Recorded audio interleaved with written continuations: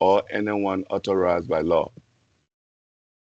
If you enable your camera during the section, the recording may include your image, which is considered private data under the Minnesota Government Data Processes Act. You are not required to allow MnDOT to use your image, and there are no consequences for declining to do so. To opt out of the recording, simply turn off your camera. I will bring out my co-host to give you guys some housekeeping rules. Bruce? Okay. Thank you, Prentice. We will be holding time for questions at the end of the program. So if you think of something you'd like to ask, please type your question in the chat so we can return to it. You can also wait until the Q&A portion and use the raise hand button, and one of our hosts will call on you to unmute. Thank you, Bruce, for that information. Hey, everyone, I believe you are very anxious to listen to the speaker. Our theme for this year's event is African Americans' stories and their contributions to the U.S. transportation system and the military. The presenter for today's will be focusing on transportation. It is my pleasure to invite the Livability Director for MnDOT Metro District, Gloria Jeff, to introduce our presenter. Take it from here, Gloria. Good afternoon, everyone. I'm excited about today's presentation. For those of you who were on early, you caught a bit of the conversation between Nuria and myself as we sort of caught up, as good friends sometimes do. But I want to first of all welcome you to MnDOT's celebration of Black History Month. It is a celebration of innovation, of leadership, of resiliency, of invention, and a representation of the values that MnDOT holds near and dear. And it focuses on what actions have been taken, what challenges have been overcome that not only benefit some, but that really and truly benefit all. I'm going to start today consistent with the co-sponsorship here of the Veterans Employee Resource Group and the African American Resource Group with two pieces of history. The first is, and this is a mode of transportation that we often forget is transportation, is there have been 3 women of African American origins that have been astronauts and have gone into space.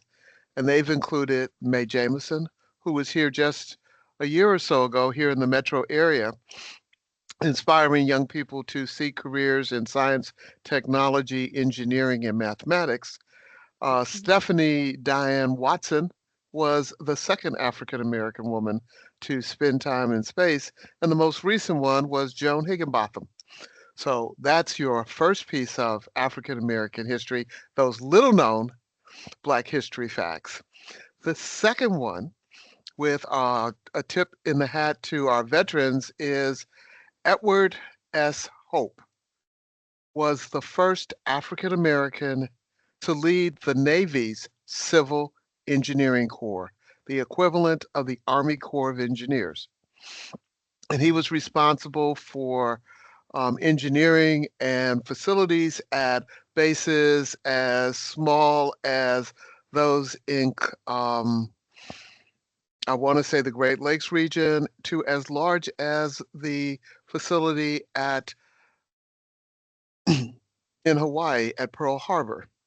He was the highest ranking African American in the Navy during most of the Second World War, where he did his work as an engineer and involved in public works. A tip to our vets, a tip to our African Americans. With that bit of background, now let me introduce, you've all had an opportunity to see her bio, but just a couple of highlights. Nuria Fernandez is the CEO of AMDC Consulting. It is a strategic advisory services firm. She has served as the 15th administrator, the Federal Transit Administration. She is also served as the chief executive officer and operating officer of the Santa Clara Transportation Authority. For those of you who don't know, that's Silicon Valley. So it had to be fun being able to have these wonderful technology folks as your customers who would generate ideas for new, different, and sometimes challenging ways to deliver public transportation. She's served in a variety of leadership positions. Her positions have not simply been in the public transit arena, but probably I think one of the most fun jobs that she had was serving as commissioner of the Chicago Department of Aviation, where she oversaw the second busiest airport in America, the Chicago O'Hare Airport, as well as the then growing and expanding Midway airports. And again, her bio gives you a pretty good idea of the kinds of things that she's done. But one of the things that I found the most interesting is in the midst of all that she's done, the rigor of problem solving that we find in most engineers is in her. Her bachelor's degree is in engineering. But in addition to that, she has made African American history on her own. She has uniquely, and this has uniquely been a part of African American history and transportation that most folks don't even think about.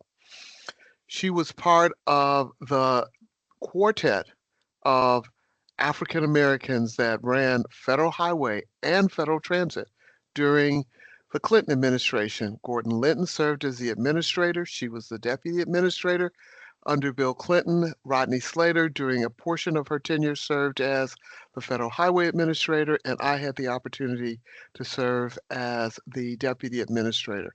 An extraordinary quartet when you look at the fact that over 70% of the resources associated with the U.S. Department of Transportation were under the direct leadership of African Americans. So that's her piece of African American history. My best descriptions of Nuria is that she has consistently been a woman who knew her value, a woman who knew who she was, and she knew the importance of her contribution, and she was confident in her ability to deliver the work that she had been put on the planet to do. She's been able to navigate the politics of personalities within the transportation arena. She has been able to utilize her engineering and technical skills to find solutions. But more importantly, she has found ways to bring people of disparate points of view together to reach solutions. And with that, I introduce to you my friend, Nuria Fernandez. Well, good afternoon to all of you, and thank you so much, Gloria. It's always a pleasure to see you and follow your career. You have done an extraordinary job in not only identifying issues, but finding solutions that have long-lasting improvements to our transportation industry. So thank you for your service. I am very excited to be here as well with all of you. It has been, and I'll just admit to this, it's been a couple years since I was invited to share my reflections on the profound legacy, achievements, and contributions of Black people in America during a Black History Month celebration.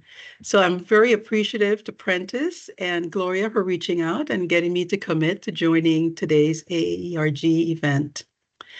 And speaking of commitments, this is about celebrating the past and all who made it possible for us to have a today. Let's not forget. And it's not only a moment of reflection, but also an opportunity for us to recommit ourselves to the ongoing struggle for equality and justice that seems to never end. Because like life, our struggle is a historical novel and not a short story. It is a story, however, that's filled with incredible people, incredible pioneers, many of whom did not live to see true freedom and fully realize their dreams. But they did believe that it was possible and went on to pave the way for progress and change. And they were determined They had the courage, the resilience to try and try again. So without wavering or hesitation, they used their minds, physical strength, powerful voice, and vision to change the trajectory that others were forcibly charting for us.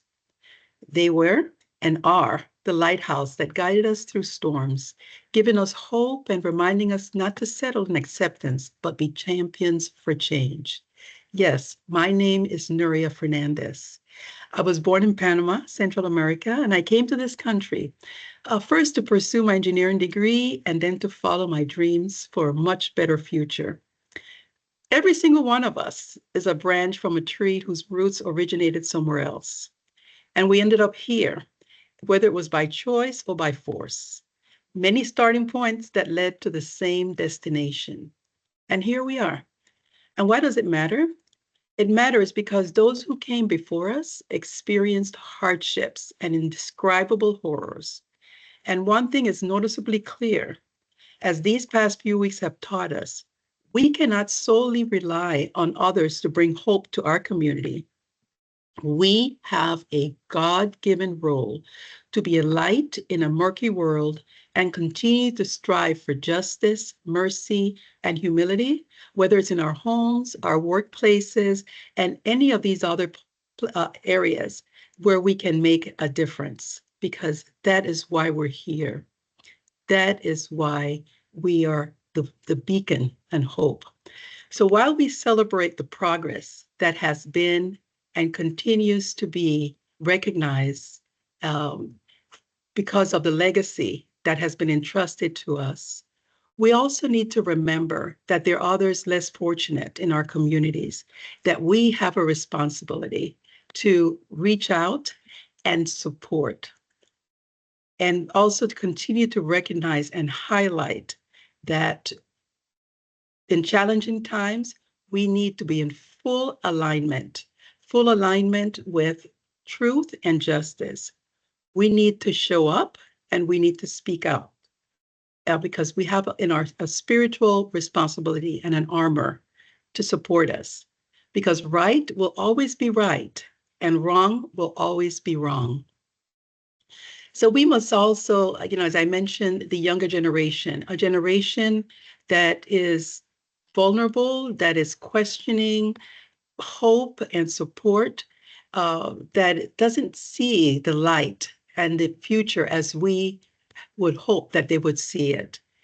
And that is our responsibility, is to make sure that as we are talking about righting wrongs and bringing equality and justice to unjust situations, that we remember that there is a generation that is no longer relying on those conversations around the kitchen table, but are reading and learning everything they can in places that they shouldn't, like the internet, and believing the things that they see.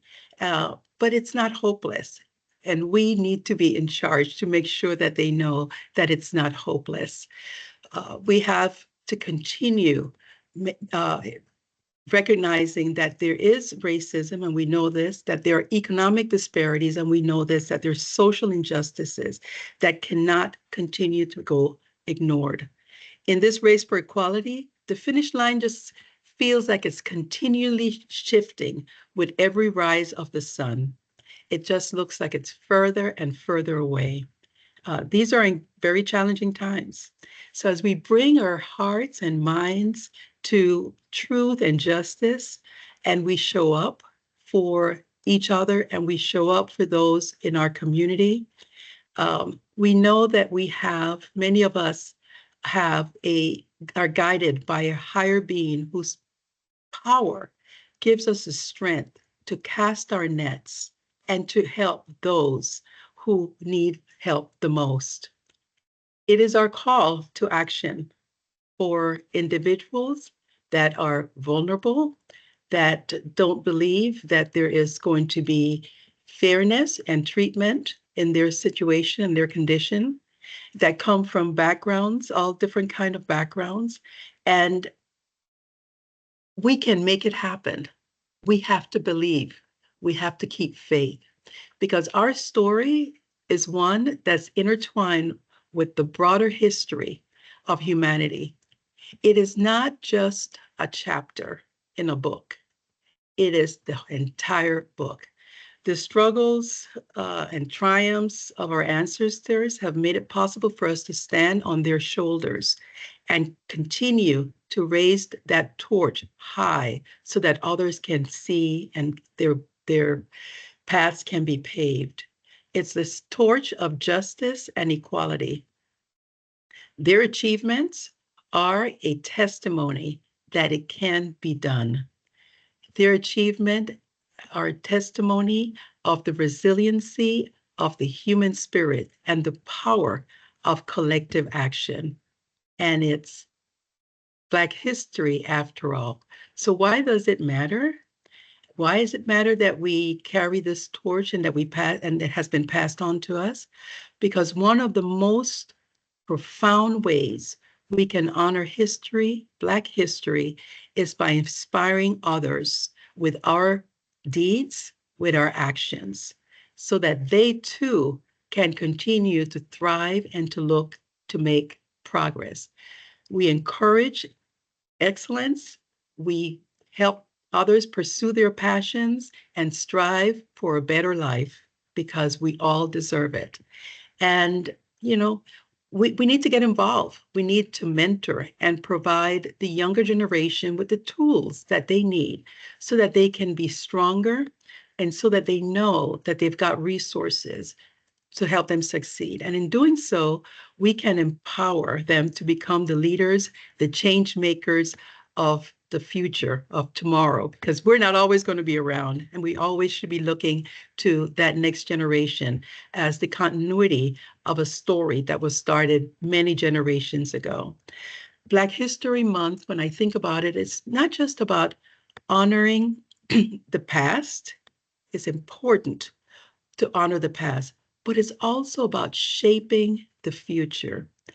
I mentioned the call for action, and I will continue to talk about call for action because it's a way for us to reach out, to contribute to the opportunities of others that do not have it, and to the ongoing fight for justice and dignity.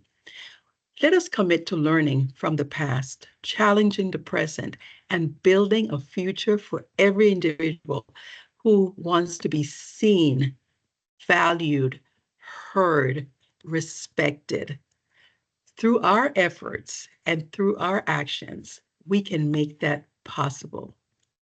I came here from a country that offered opportunity, but not one that I was able to achieve in the United States of America.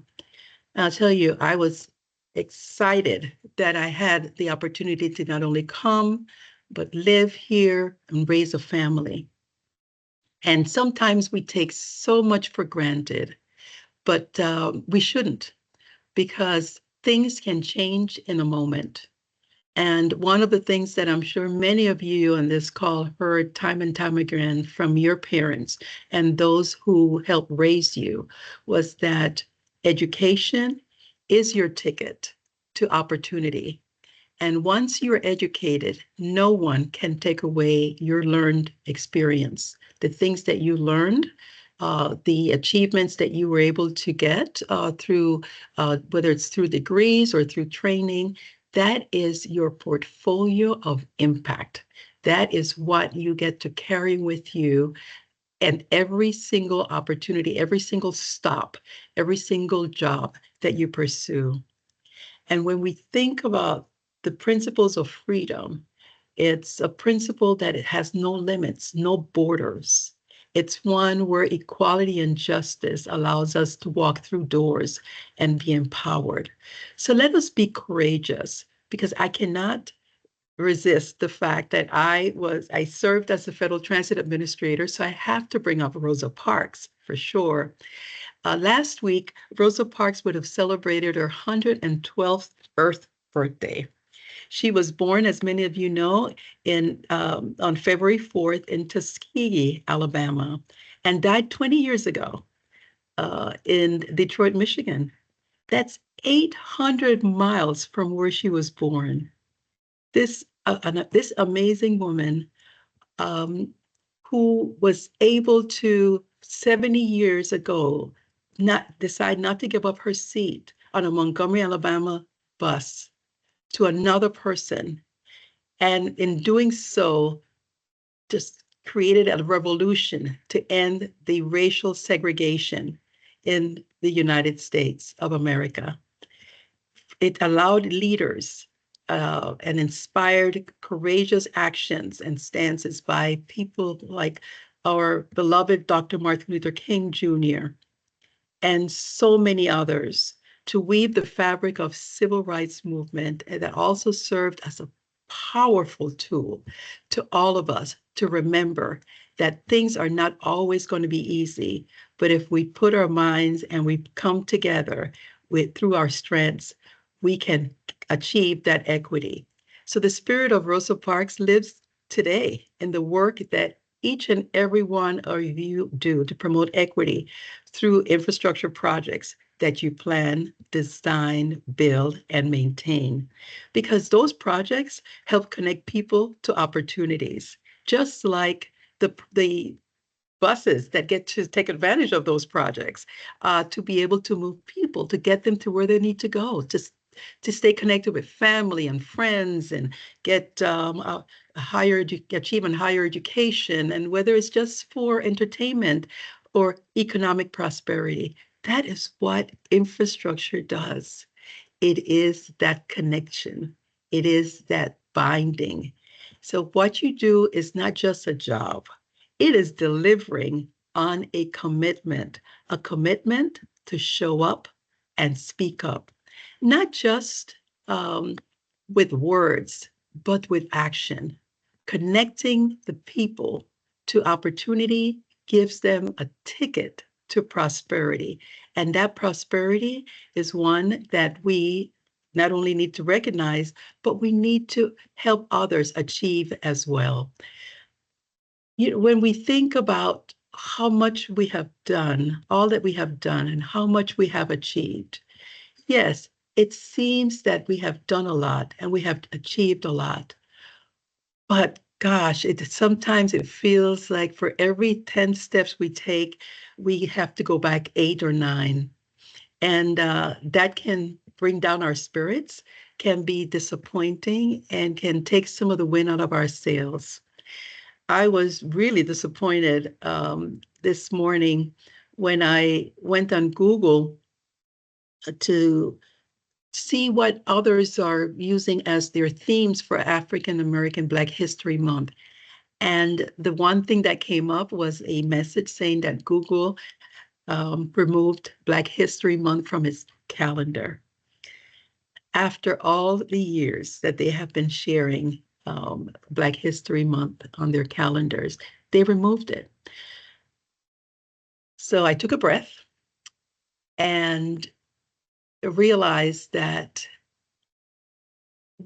as long as we're here and we're breathing, we have the power not to be erased.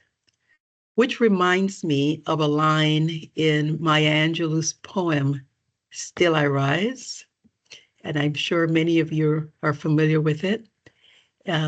She said that you may shoot me with your words, you may cut me with your eyes, you may kill me with your hatefulness, but still, like air, I rise.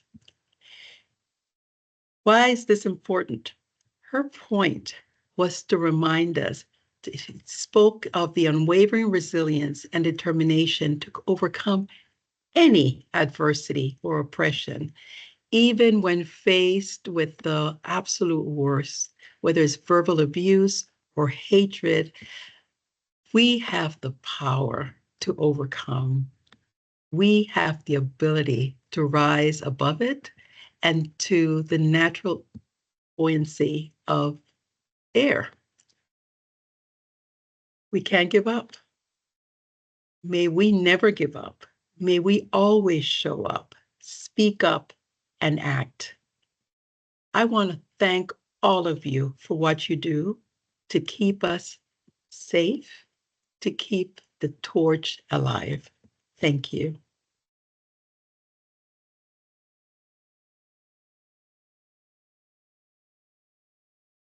Thank Well, you so much for that inspirational chat. It was a good reminder.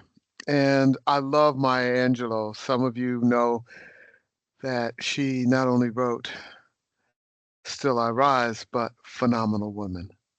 And you, madame, are a phenomenal woman. I think the intention at this point, and Prentice, correct me if I'm wrong, is for those of you who wish to take advantage of our primary speaker to ask questions. Please place them in the chat or raise your hand. I say, and then we'll have Bruce here who will kind of, just bring you up if you have a question.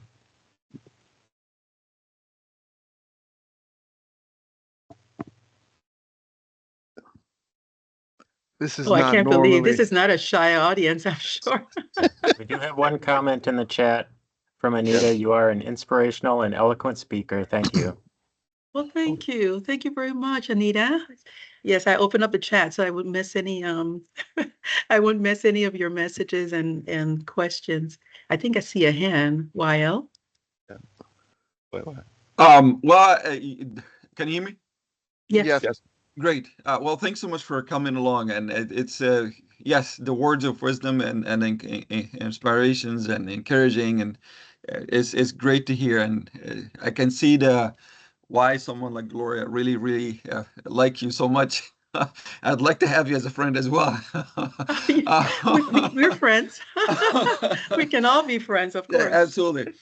So being an immigrant is a challenge. Being a woman is a challenge. Being, from a black, ethnicity, whatnot, it's a challenge. How are you able to navigate all those triple whammy or quadruple whammy that you might have in such time?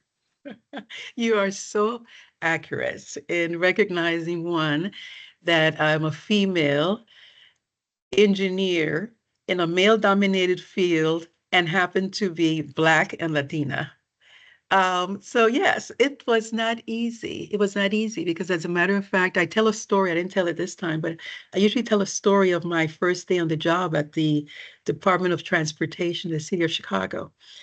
And I was assigned to work with in the engineering division. And I was the only Black woman in the entire engineering division with dozens of engineers, and they didn't quite know what to do with me. And I was so fortunate that my supervisor paired me up with another engineer who was Iranian. And he said, Nuria, we may be different colors and different sex, but we all have the same struggle. We have to fight to be seen and heard, because as an immigrant, he also recognized that he may be able to blend, but he was pushed aside because he wasn't one of the majority.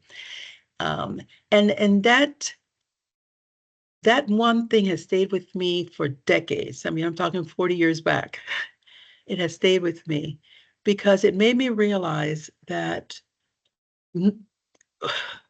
it's going to be very difficult to tell people to look beyond the face and the color, because that's impossible. You are what you are.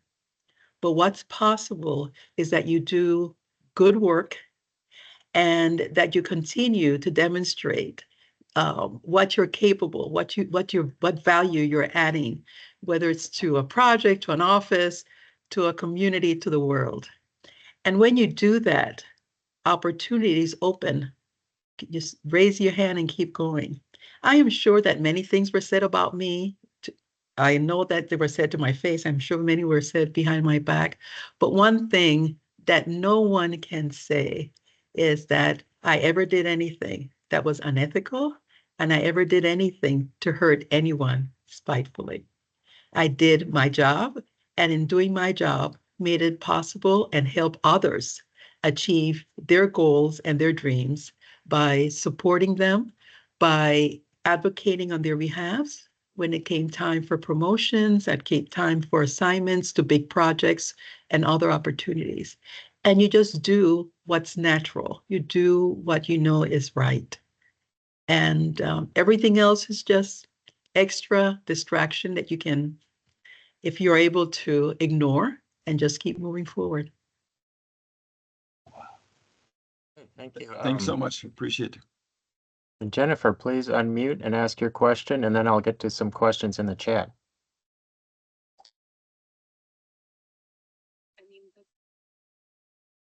Oh, I don't think Jennifer can hear us. Oh, can you hear me? Oh, faintly. Now? Better. Yes, thank you.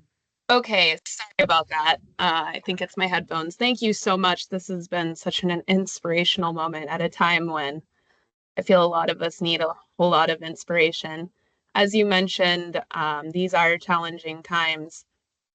And so for those of us who are still interested in, providing opportunities and continuing the great work we've done and moved forward on, do you have any recommendations, especially as state transportation officials, for how to continue to get this great work done and, as you mentioned, keep doing the right thing?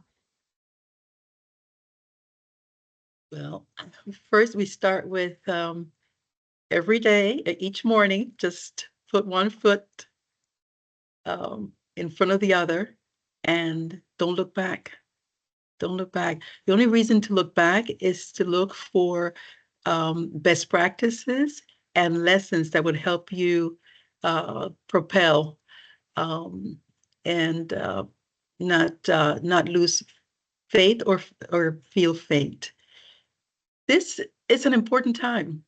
And the work that you are doing, and all of you are doing as in the transportation field, is important work. It's not work that can be set aside and retrieved at some point in the future. That's necessary. So you're in a good place. Not too many people today can say that they chose the right career given all of the chaos that we are experiencing. But transportation is a connector. And if you look at your work beyond the concrete, asphalt, steel, and byproducts, and think of it really as what it actually is, and that is it's paving the way so that others and everyone, it's very equitable. It's paving the way so that everyone can use, whether it's a highway, bridge, road, railroad, you name it, airport, ports, or a launching pad for the next shuttle. It is an enabler of opportunity. So don't despair. The feel is always going to be there. That's for sure. What's questionable is the funding, but even with limited funding, we know that the investment, the trillions of dollars of investment that has been made all of these years, is an investment that needs to be maintained. So I would not be concerned. I can't tell you what to do or not to do. But one thing that you have, and all of you have going for you, is that you have opportunity to continue making magic happen. Jessica would like to know what advice you have for young people starting their careers in transportation. Oh, as I share with some of the young individuals that I have had the pleasure and opportunity and good fortune to mentor, is that transportation is such an amazing field. And it's not just limited to the things that we see. It's also, if you're not in highways, there are other things that you can be doing. And then there's also other benefits to the work in transportation that benefits the entire world.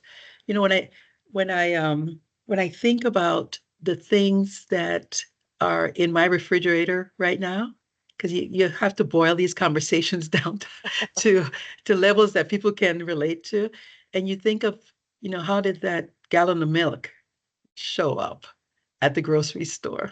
It wouldn't have gotten there without transportation. I mean, everything for the most part, everything that you see around you, transportation played a role.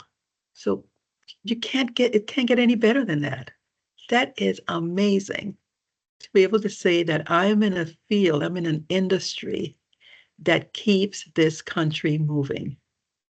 And that it energizes them because it's not just designing a video game and then you're done. It's really about doing something that is going to be around for generations to come. And you were part of it.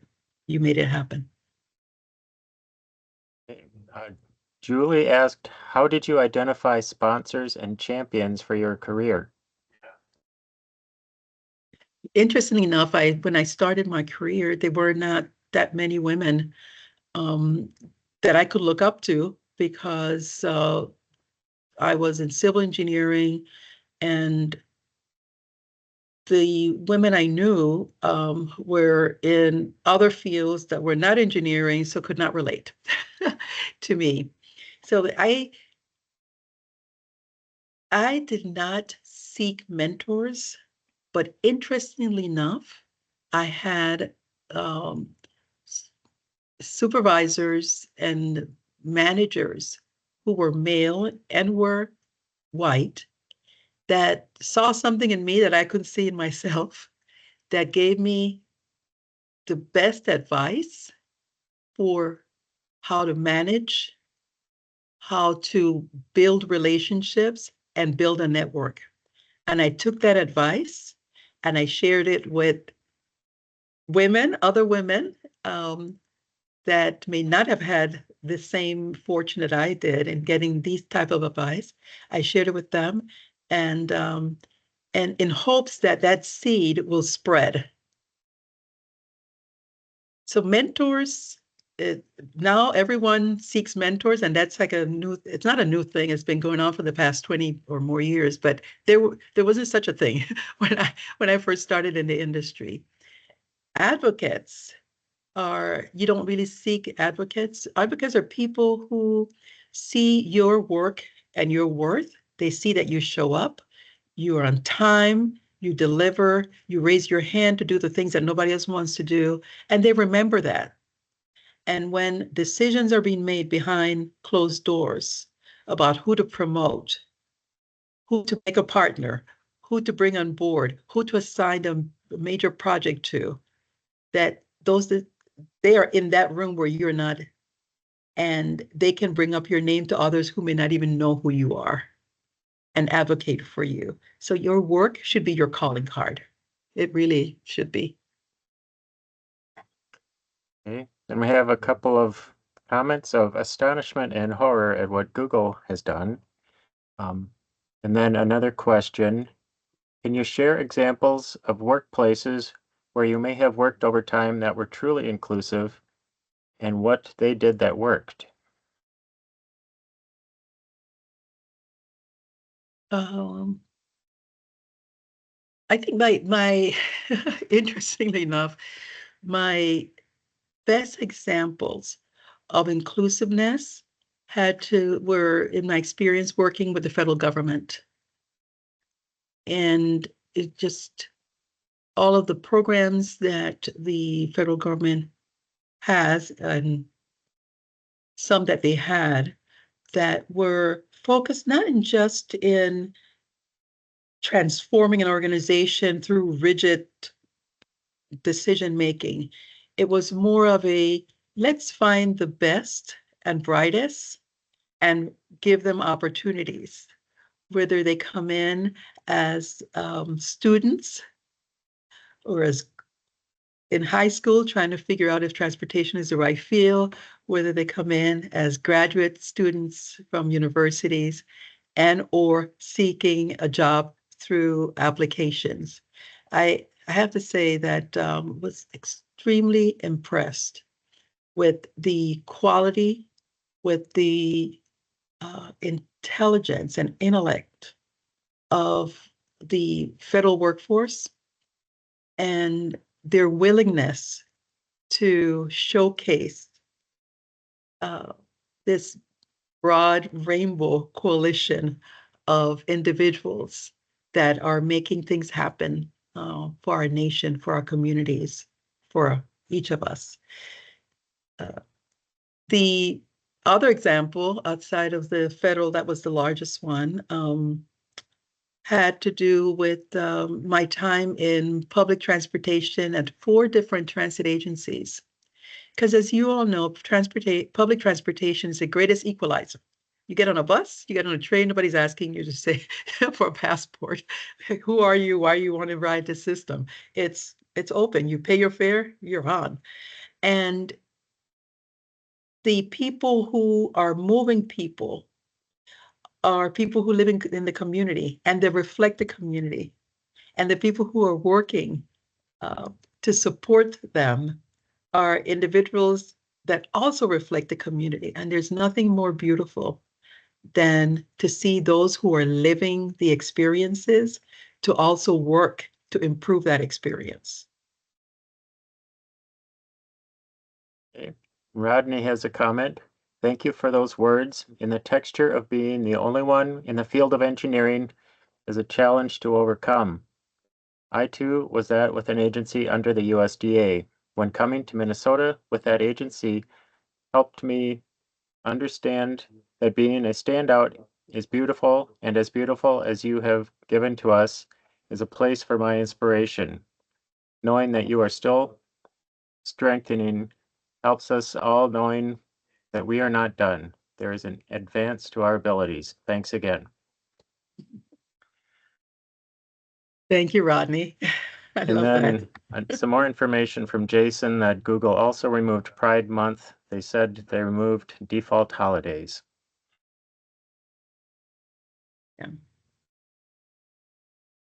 All these actions are very knee-jerk, but they do hurt.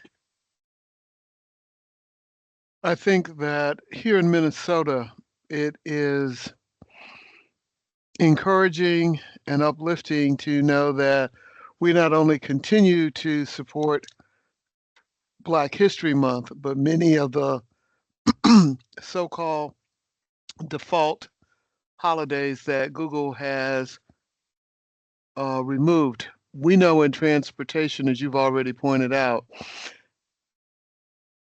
nothing happens until it moves. So whether you're trying to get to work on the bus, whether you're trying to get into space to do scientific experiments, whether you are trying to get out to sea to fish for whatever your somebody's favorite seafood is, that all of those require transportation, and that the skill set associated with doing all of those jobs are not limited to any singular group, but as we look at the numbers, as we look as the baby boomers move through, increasingly the field has to be broadened to capture as much of the workforce as we can, because there is nothing that we cannot overcome except the absence of those who wish to contribute.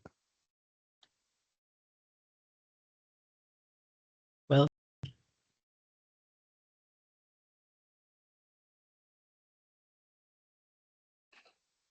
So, Bruce, you got anything in the chat room yet? Otherwise, let me know.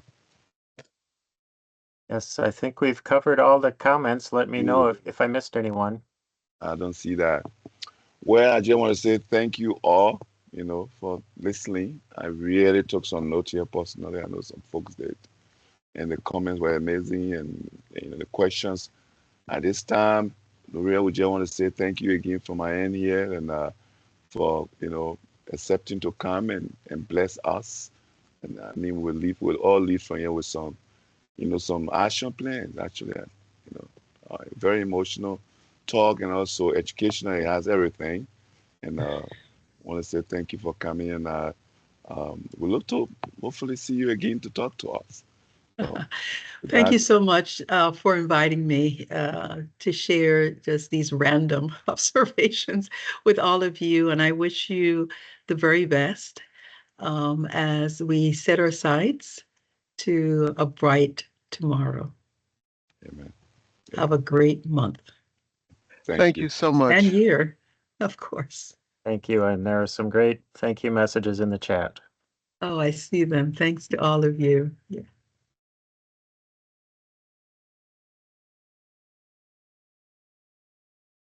Yep, the section is over.